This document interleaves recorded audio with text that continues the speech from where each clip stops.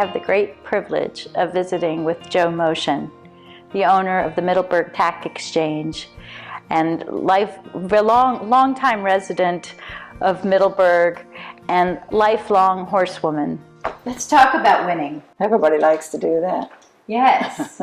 And going back to the Grand National, did you think that Nickel Coin was going to win? We went up the day before, a couple of days before, and I actually rode her out on the course the morning of the National. I think everybody goes out for a leg stretch. I remember calling home to my mother and saying, I rather wished we hadn't come, I think. And then just on to the race, you know. And in those days, I must say, there were very few girls working in racing stables in those days. I never felt as if there was any difficulty with it. You know, we were treated as equals. If you really want an area where boys and girls, men and women, work on an equal footing for equal pay, I may say, it's the racetrack. Even in those days, there was never any difficulty working in a man's world. Mm-hmm. Everybody was always pleasant and nice, both in England and here.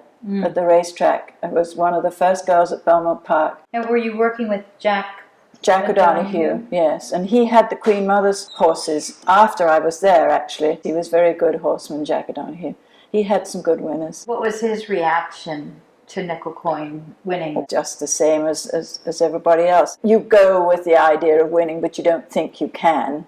I don't think I ever thought of in terms of winning it. They actually, in the commentary, and I had a little radio with me, and all the stable lads, we were on trainers and stable lads, there's a special stand there, quite close to the start. And they were all crowded around my radio because I had it with listening to the commentary, because when they start, they go away from you. You can't see what's going on. And that was before the days of television everywhere. And they actually said that she fell at that famous first fence. Oh. So I started packing up the radio and gave it to a buddy and said, I'm going to have to, you know, go and get it, as you automatically did. And then her name popped up again, you know. So anyway, that was just a little drama that went on. You mentioned that she was a better jumper than runner. She wasn't especially fast. She wasn't especially fast, but she won 7 3-mile steeplechases, 3.5-mile steeplechases in her 3 years. She did quite well. She was really a special jumper. But she'd been show jumping at one stage in her career before she went racing. We're talking about a long time ago. I know, it was a long time ago. But the jumping was exceptional. She sort of had 5 legs, you know. If you've seen the race, it's quite exceptional. If you watch her and see where she took off, unbelievable. It still makes me sort of hair stand up on end when I watch it, you know. The fence that goes into the turn, and that she jumped that. Yeah, she took the corner. Unbelievable, unbelievable. And Valentine's is one of the bigger fences, big ditch, 5-foot ditch in front of it, and then.